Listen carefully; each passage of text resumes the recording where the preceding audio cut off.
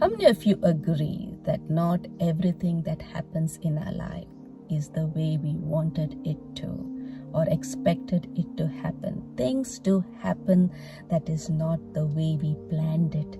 And when things don't succeed, we get disappointed. Now, it's normal to get disappointed, but we need to be careful that we don't allow our disappointments to control us.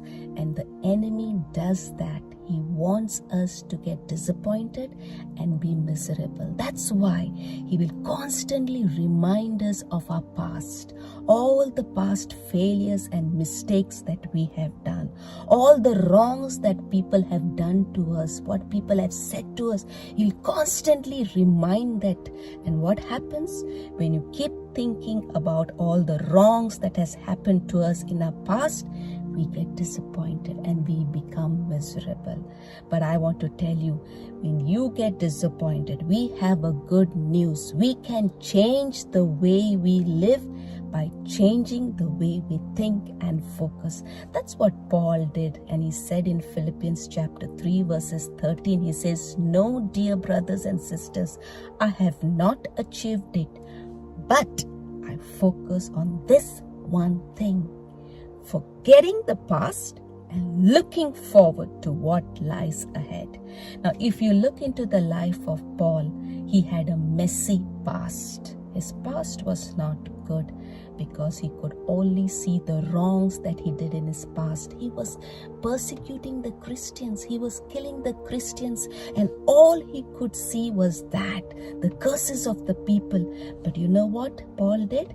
He did not focus on the past.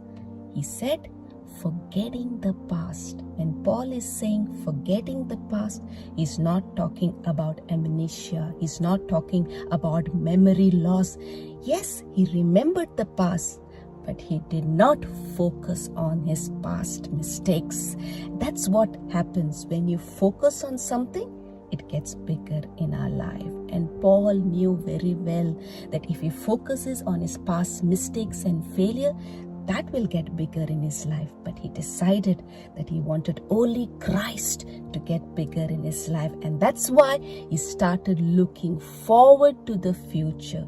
When he says looking forward to the future, that's that great expectation that he had in God, knowing that he had a great future, that God was able to turn it around in his life, that his latter days would be better than the former days.